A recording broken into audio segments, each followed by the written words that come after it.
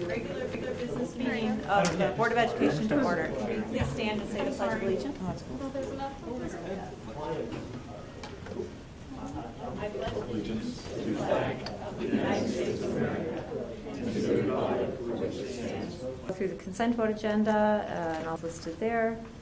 The Program and Personnel Committee will give their report. The Facilities and Finance Committee will give their report. And then if there's a report from the Property Committee, the Special Education District Lake County Committee, or delegate, or the Illinois Association of School Boards, then we will convene into executive session.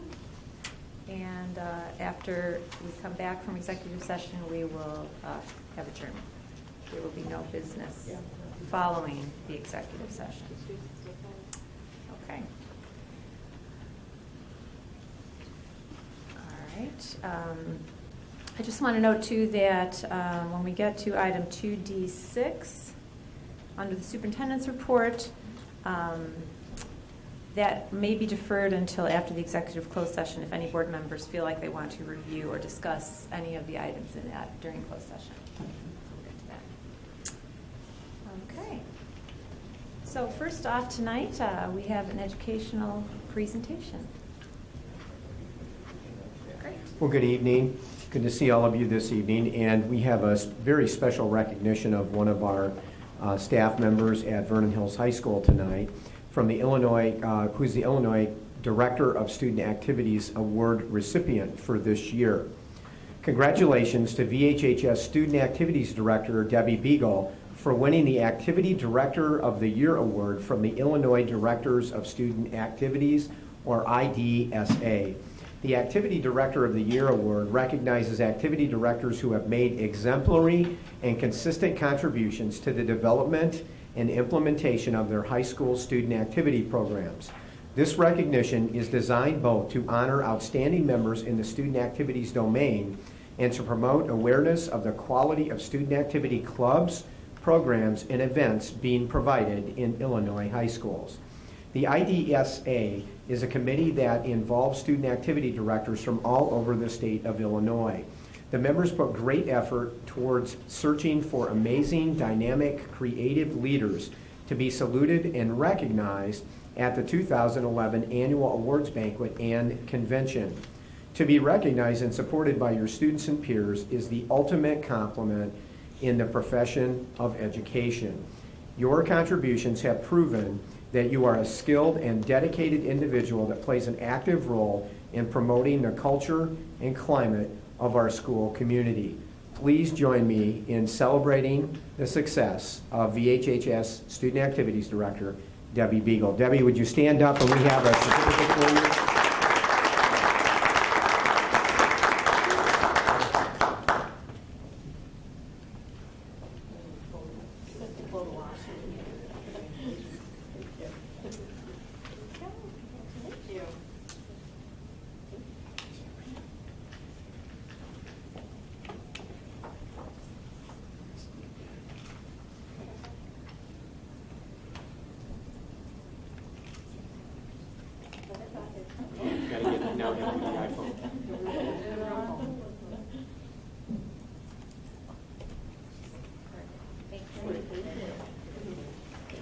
Debbie, you want to say anything? Go ahead. Go ahead. Put me on the spot. I just want to say that it's been a great couple years, and I enjoy working with the IDSA board. I learned a lot, and we can bring that back to the students here at Vernon Hills. We've tried a lot of new creative things. Sometimes they may drive Dr. Swick crazy with some of my ideas, but they're coming from the kids. So, and I've been president of the IDSA for the past 2 years. And you can see the tears in my eyes as I pass that reign over to Jen Paul at LHS. So she is now the president. So we're a great team, and we enjoy working well together. So thank you.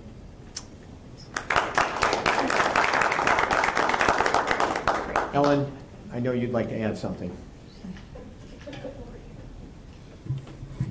Well, we were just really excited when Deb got this award, and it's very well deserved, and she just does a great job with our kids. She really just lets the kids come forward with ideas and is always about trying to make those things happen for kids, and she just has really raised our student activities program to one of the top programs in the state along with LHS. And I really think the two schools really work well together in working together with all the student activities that they have to put on. So congratulations to Deb. Just to underscore one more thing that Deb indicated there. She has been the president of ISDA and IDSA, and directly following her will be Jen Paul over at Libertyville High School. So, Deb, those are 2-year terms, right, if I remember? Yes. Okay, so for 4 years, IDSA will be led by somebody from District 128, which I think is a great testament to both of you and how the two of you work together. So again, congratulations, and we'll be looking forward to great things from Deb or Jen in that role as well. So great job, Deb. Thank you. Okay, now we're going to go on and hear from our student board representatives. I don't know who wants to go first tonight, but okay, Kate. Hello. So, on December 15th, we had our annual adoptive family, which means each third period class provides gifts for one family from the Maristella program in Libertyville. And we had over 90 volunteers who volunteered in the areas of games, music, food, greeting, and etc. And there were lots of laughs and memories that were made for both the students of Vernon Hills High School and the staff, and also the families of Maristella. And I love that our community got together to help each other out locally. And then the next week we had the holiday concert where the choirs and the orchestras and alumni came together to sing and play on one stage. So I thought that was really special, coming together with people who have graduated, and seeing the amount of people in the audience and also on stage for the Hallelujah Chorus really showed me that people really do appreciate their time here at Vernon Hills High School and are thankful and just want to come back. Our Backlight Theater Company went to the Illinois High School Theater Festival, and where many of the members noted that our production of The Mystery of Edwin Drood was still better than those who were selected to perform at the festival, but I think it was still a very educational and fun experience for everybody. We also had our first semester finals, and this year we did something new. We had a study session at Aspen Drive Library held by the faculty, and there was food there, so I think that was a very comforting thing for the freshmen who are really nervous about taking their first finals. Students in the business department with Mr. Crevier and Mrs. Richards visited Equity Group, which is a digital marketing firm in Chicago, and all day they worked on developing a marketing campaign for safe teen driving. And at the end of the day, they were able to present their plans to the Equity Group executives, and so that was a really rewarding experience for them, and they were able to work hands-on. This past Sunday, Varsity Poms won first in the 2A Open Pom and Dance divisions, and they were also the Prairie Division champions at the Wakanda competition. And the JV team also won the JV North Suburban Conference Prairie Division championships, and were second in the Open Pom and Dance divisions. The boys bowling team also had two very good news, and first they went undefeated in the conference play and won the conference title. And for the 7th year in a row, they qualified for the state championship because they finished second at sectionals this past weekend. So we had a lot of awesome accomplishments for our sports department and fun things in first class and also in the fine arts. Great, thanks, Kate.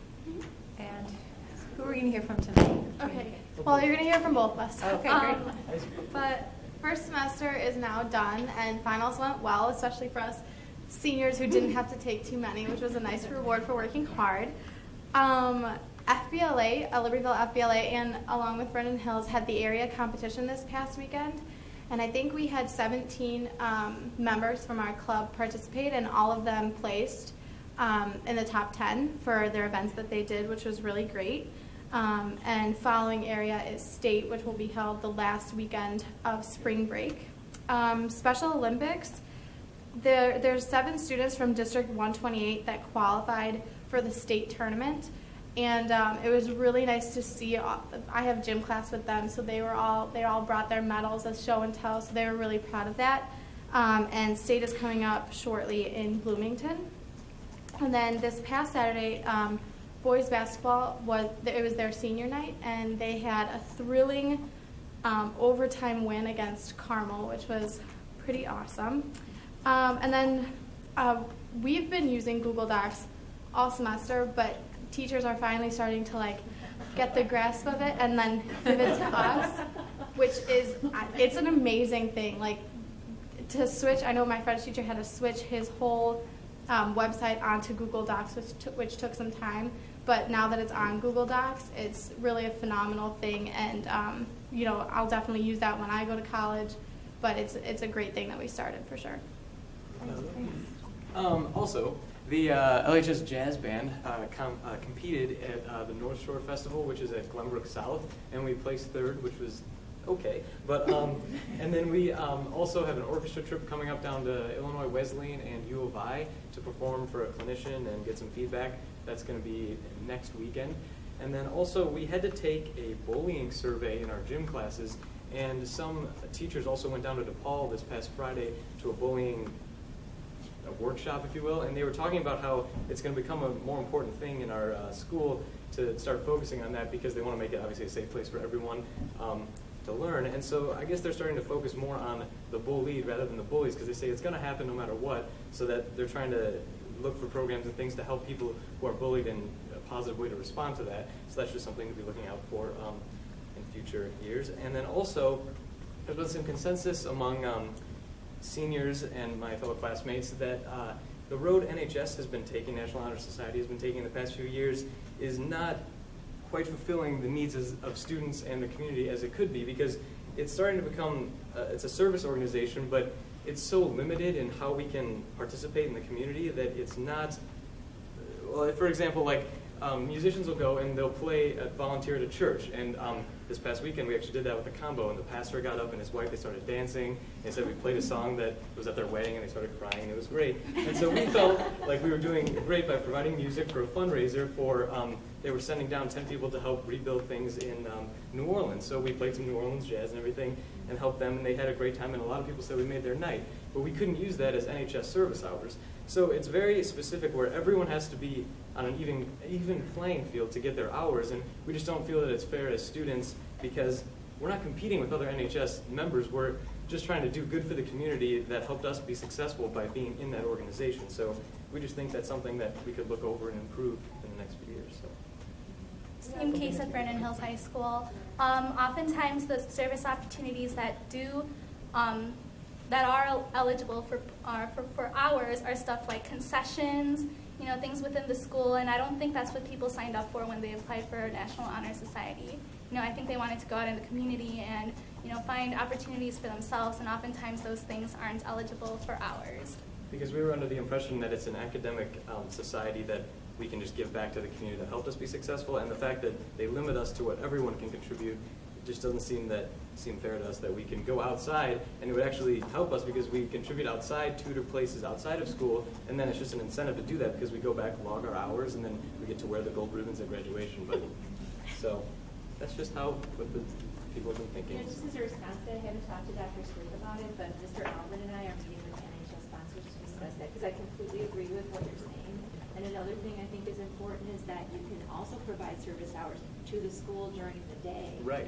You know, in tutoring capacity, which now it's only when it's, you know, it's only allowed after school. And right. That's your time too. Yeah. When you're giving up your lunch hour, I think that's just as great as after school. So we are working on that. Perfect. So I'm glad to hear that you're interested in that too. Great. Well, thank you. Nice dialogue tonight. Thanks, you guys. And just to back up, I did skip over the president's report, which there is not a president's report since Pat's not here, but just didn't want to leave that out.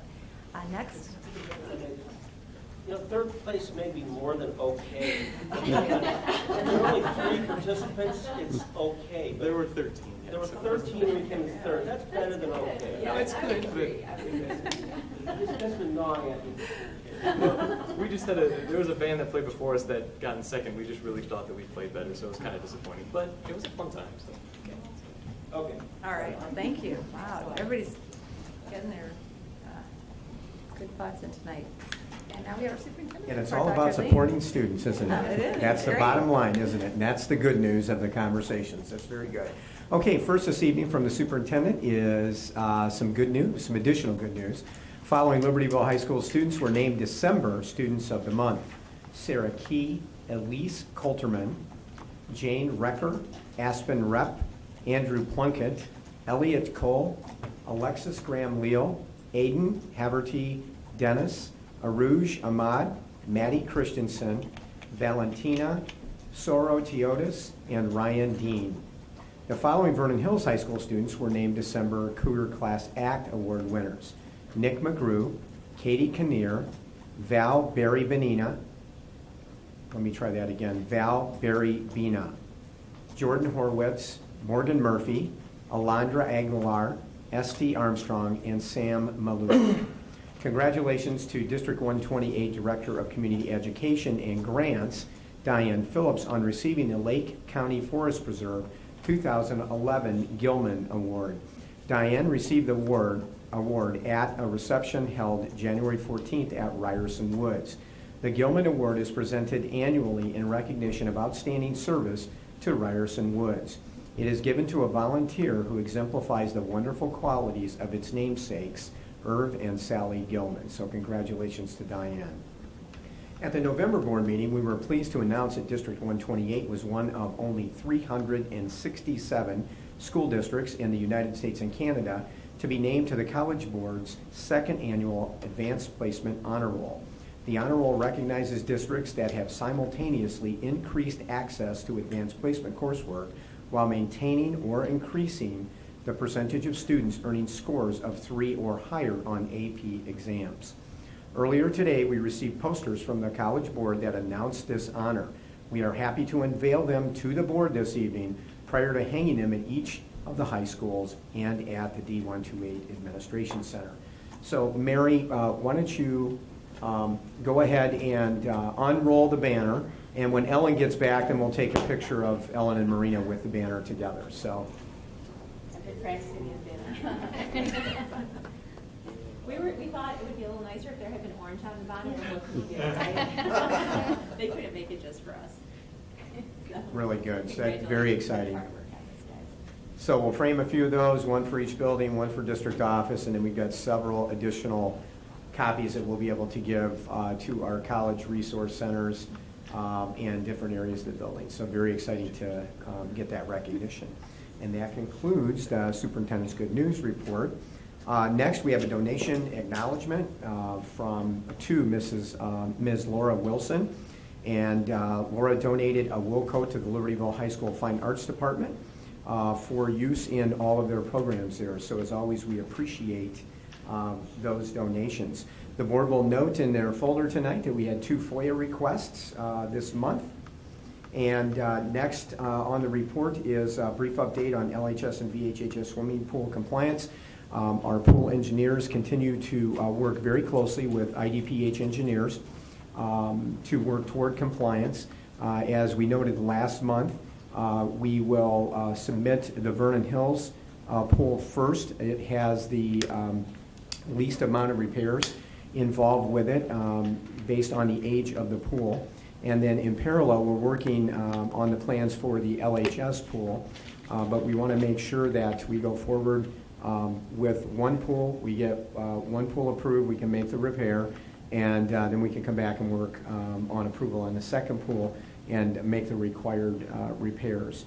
I want to note for the record again that IDPH has been very forthcoming and very willing to work with us. They have reviewed documents and diagrams, given us feedback, and we have a good back and forth with them. Also appreciate Jess and Joe's follow-up in working with us, with our engineers and IDPH on the compliance issues. So we should be in a position, and in a few short weeks, we're submitting the Vernon Hills pool. We've been told by IDPH we'll have a reasonable turnaround time on that now, which has been very true since my trip down there in early December, and we're looking forward to moving forward with both of those projects. Project Turf update. I'm pleased to announce tonight, at least from our end, at the Vernon Hills Park District unanimously approved the intergovernmental agreement with District 128 regarding the turf project at Vernon Hills High School. That will consist of a $100,000 contribution to the Project Turf efforts, and in return we will work with the Park District to ensure that they have fall and spring use of the field on Sunday for adult and other athletic leagues, and then 4 Fridays in the summer to use the field for culminating activities for some of their younger youth camps. So we believe it's a great agreement.